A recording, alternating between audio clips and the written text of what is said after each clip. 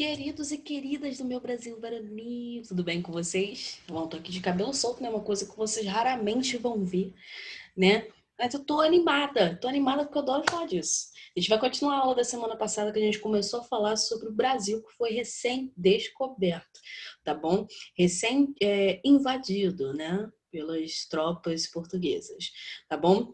Essas tropas chegaram em 1500, né? A gente já falou sobre isso na nossa última aula. Vou botar o link da última aula aqui embaixo para você poder se antenar do que a gente está falando, beleza? Bom, falamos sobre a chegada, né, dos portugueses ao nosso território, falamos que o Brasil não é Brasil ainda, ele é considerado uma colônia, tá bom?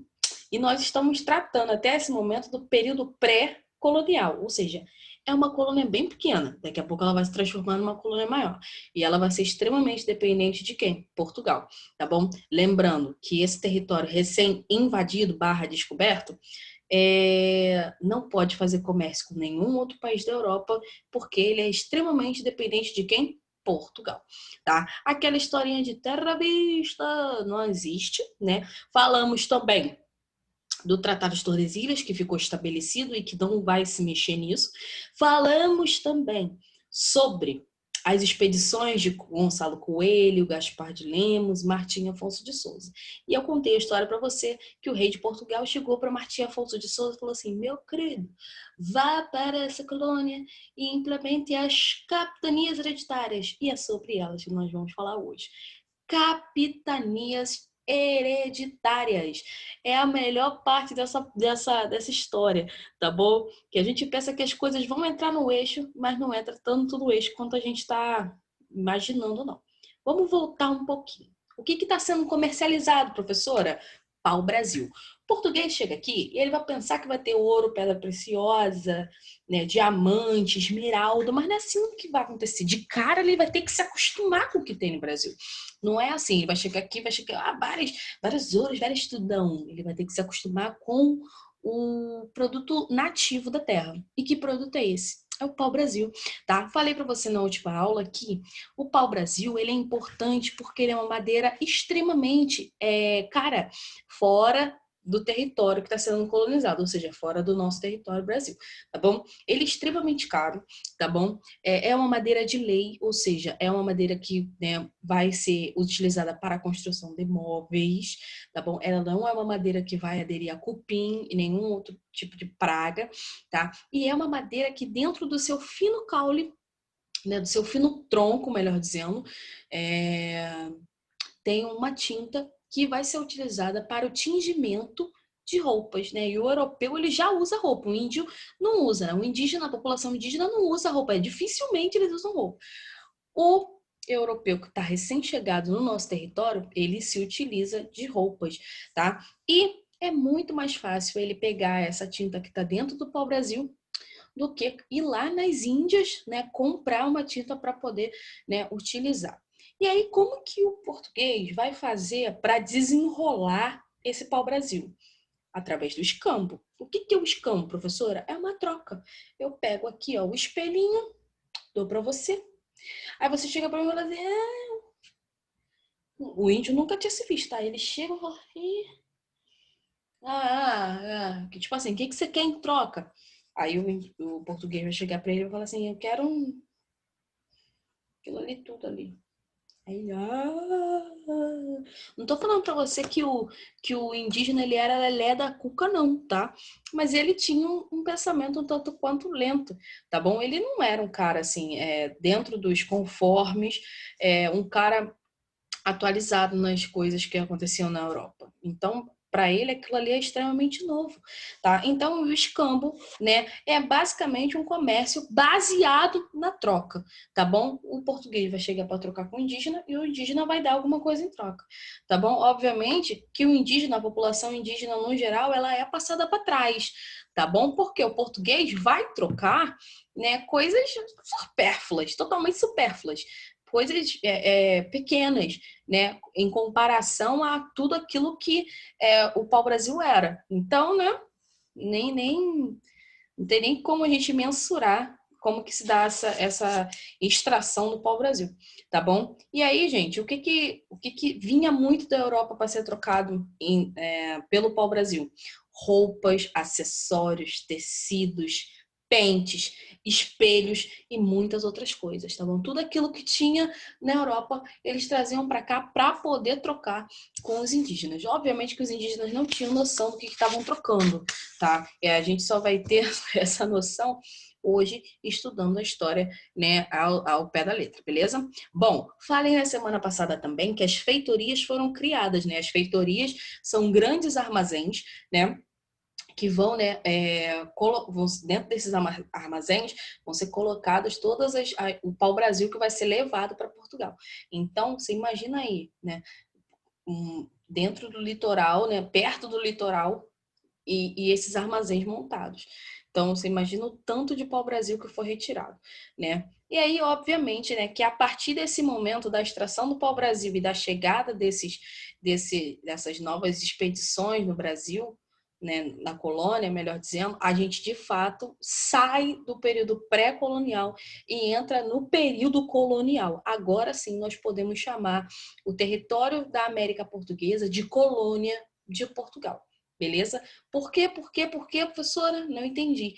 Porque, gente, a gente tem uma ideia de troca, né? Tanto a questão do pau-brasil, né? A questão de como se fosse dinheiro rodando dentro do nosso território. Quando a gente tem essa questão do dinheiro rodando, nós começamos o processo de colonização. Colonização através das pessoas, colonização através dos navios que chegavam aqui e ficavam para guardar a costa, e colonização através, né, da mão de obra que estava aqui, do dinheiro que estava entrando e de todas as riquezas que estavam saindo do nosso território e indo para a América, beleza? Bom, obviamente, né, que a nossa colonização vai ser uma colonização pesada, tá? Não dá para falar que o português foi bonzinho, não. Tá? Obviamente que nós temos outros países no mundo inteiro que sofreram outros tipos de colonização e que sofrem muito mais. Por exemplo, o Haiti. O Haiti foi colonizado pelos franceses e naturalmente foi esquecido pelos franceses.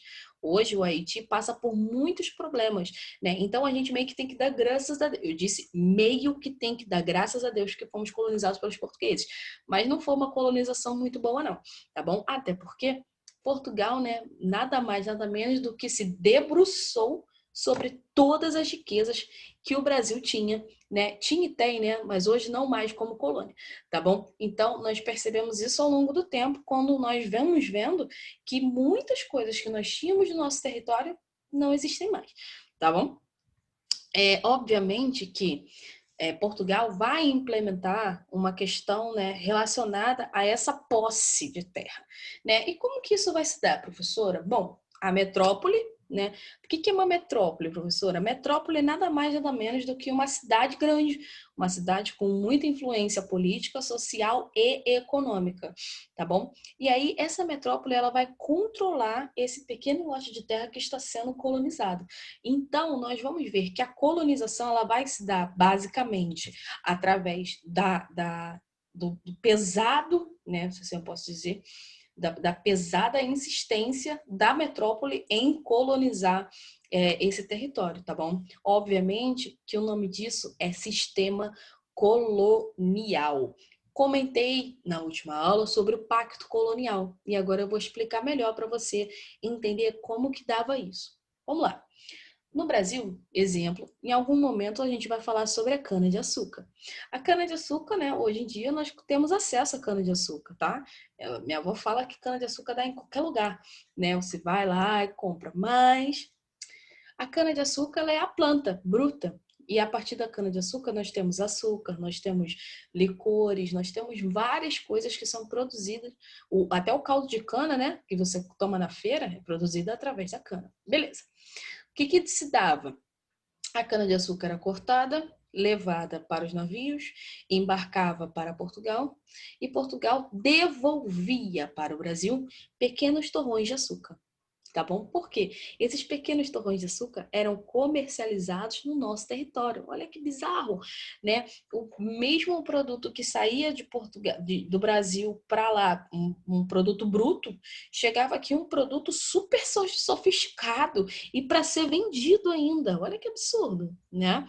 E complicado. Por que que isso acontecia? Porque existia uma elite que já estava no nosso território e que tinha que ser abastecida com as mesmas coisas que tinha na Europa.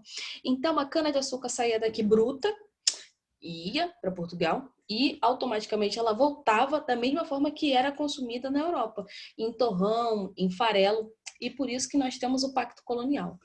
Basicamente, o Pacto Colonial extrai a matéria-prima, tá? A matéria bruta, né? E devolve uma matéria mais sofisticada, beleza? Exemplo, o pau-brasil. Estamos falando tanto do pau-brasil, né? Sai daqui o pau-brasil, volta de Portugal um móvel muito bonito.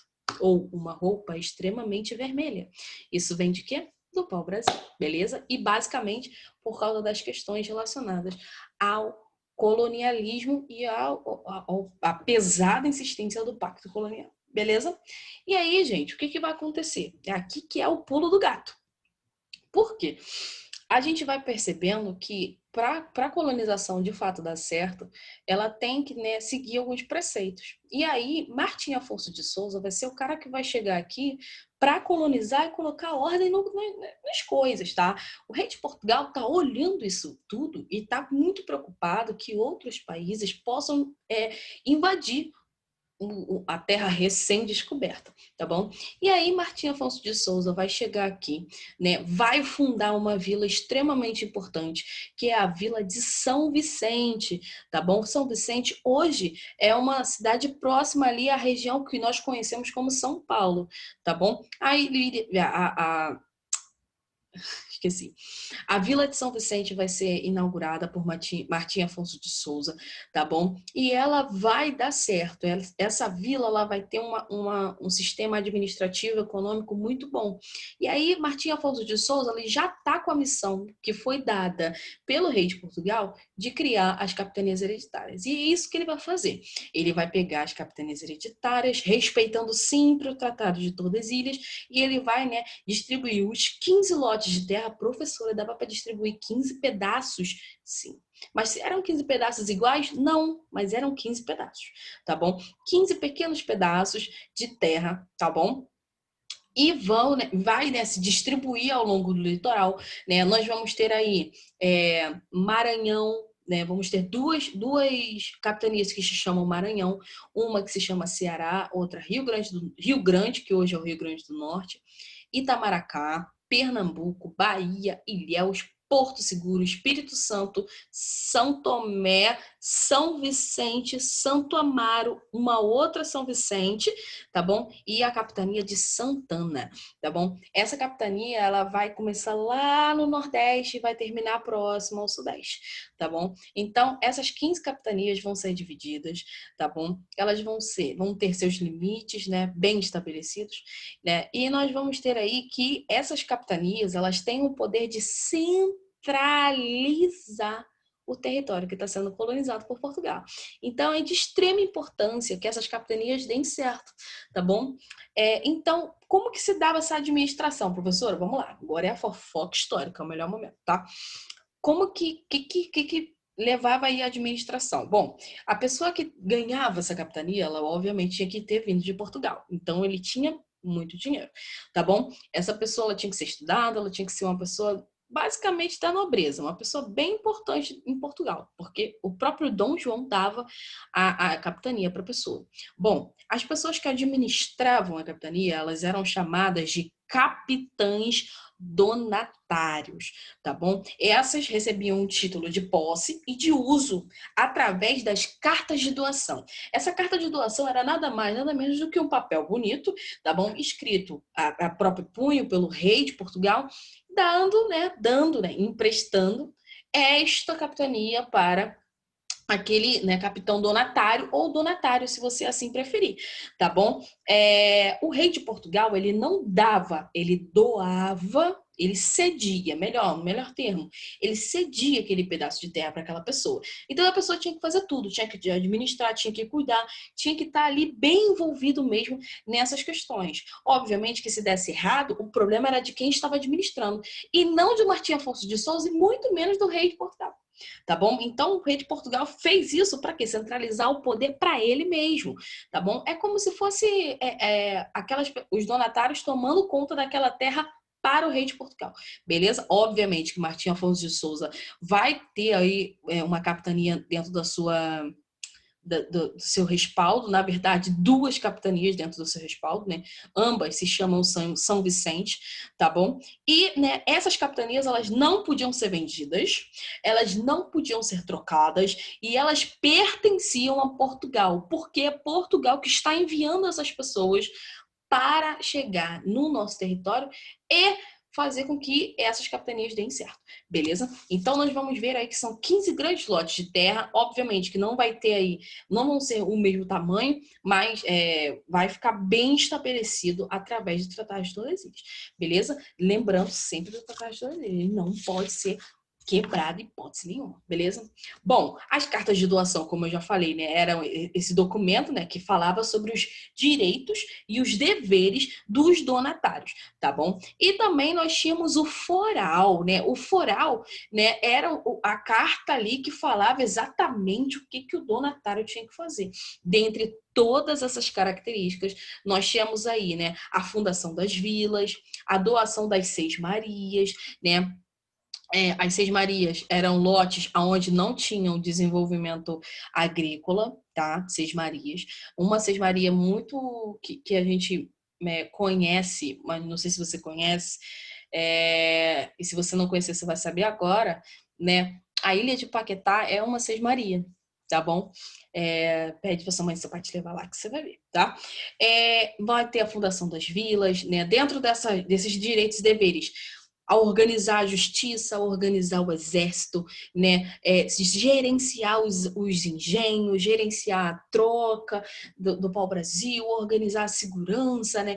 Controlar a agitação indígena, administrar a capitania de forma ampla, beleza? Obviamente que, por mais que o rei de Portugal quisesse que desse certo, era a intenção dele que desse certo, mas não deu certo. Não dá certo. Por mais que as capitanias hereditárias tivessem o dever, né, de dar certo para o rei de Portugal, nós vamos ver que há uma descentralização acontecendo, tá bom? Obviamente que é muita autonomia dada aos donatários. Os donatários não vão saber o que fazer, sabe? Muitas das vezes os donatários saíam de Portugal, vinham com aquela carta de doação e nem chegavam ali na terra para administrar. A terra ficava vazia a ver navios, então era complicado demais. Por mais que as capitanias tivessem dado certo num outro momento, né, em outro local do mundo, no nosso território elas não vão dar certo, tá bom? Principalmente por causa desses problemas internos e externos. Algumas pessoas ganhavam as capitanias lá em Portugal e nem queriam vir para cá. Como é que eu vou sair de Portugal, minha terra amada, meu país, para ir para um local que eu nunca nem vi, para administrar uma terra de ninguém? Não vou, rei, não vou. E o rei ficava chateado, tá? E muitos problemas internos também, principalmente a questão, né, da cana-de-açúcar, né, da falta de recursos, né, da lonjura. O que eu faço? O que eu quero dizer com lonjura? As informações não chegavam a Portugal rapidamente, demoravam muito tempo para chegar. Isso era muito estressante, porque muitos problemas aconteciam aqui e não tinham solução, tá bom? E isso muito vai se dar, tá? Isso muito vai acontecer, tá? Obviamente que muitos donatários não vão cumprir as exigências básicas para a administração dessa terra, logo nós vamos ter diversos problemas com isso, né? Alguns vão começar a vender as terras e não podia ser feito isso. Alguns vão começar a abandonar as suas terras e voltar para Portugal e deixar aqui sozinho, e isso não pode acontecer em hipótese nenhuma. Então, por mais que a boa intenção de Dom João e de Martim Afonso de fazer com que as capitanias dessem certo, por mais que a intenção tenha sido perfeita, não vai dar certo. Nós só vamos ter duas grandes capitanias que vão dar certo, tá bom? Que tinham a sua administração mais coesa e vão dar certo por causa das pessoas que estavam administrando. Que capitanias são essas? Pernambuco e São Vicente. E aí eu tenho dois fatores existem dois fatores grandes que levam a essas duas capitanias darem certo. Primeiro, São Vicente. São Vicente, ela era administrada pelo próprio Martim Afonso de Souza, um cara que tinha apreço, tinha muito, assim, muita vontade de administrar essas capitanias. Então, o cara, ele sabia administrar muito bem, tá bom? Ele administrava bem a segurança, o exército, a economia, a política. Ele cuidava da terra. Então, ele soube fazer a terra de São Vicente dar certo. E por que que a capitania de Pernambuco, que era de Duarte da Costa, tá bom? Um cara bem importante, deixa eu só confirmar, Duarte Coelho, tá bom? Duarte Coelho, ele vai ser o cara que vai, né, tomar conta das capitanias, da capitania de Pernambuco, e só tem um fator que faz a capitania de Pernambuco dar certo: a agricultura, baseada em quem? Na cana-de-açúcar. Obviamente que a extração do pau-brasil ela vai acontecer e ela vai acabar rápido, porque todo o pau-brasil já foi mandado para Portugal, não tinha mais o que ser mandado. E aí, quando acaba o pau-brasil, você tem que logo procurar um novo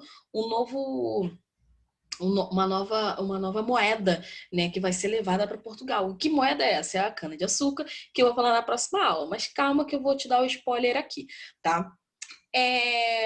Duarte Coelho, ele vai ser um cara que vai saber manusear a terra.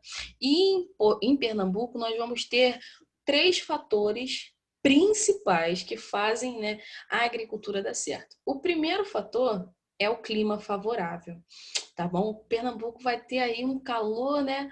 Mas é um Nordeste que faz calor o tempo todo. Então nós vamos ter um clima favorável, tá bom? No segundo pilar, né, de importância, que é assim, um tripé, assim eu posso dizer, tá? O primeiro fator, clima favorável. O segundo fator, fator terra. Terra, isso mesmo. A terra era própria para o plantio de cana-de-açúcar. A terra era uma terra fértil. Então, isso fez com que a cana-de-açúcar desse certo naquela região. E o terceiro fator do nosso pilarzinho é o quê? A mão de obra. Nós vamos ver que alguns navios vão começar, navios lotados de mão de obra de outro continente, né? Estamos falando da mão de obra africana que vai ser escravizada no nosso território.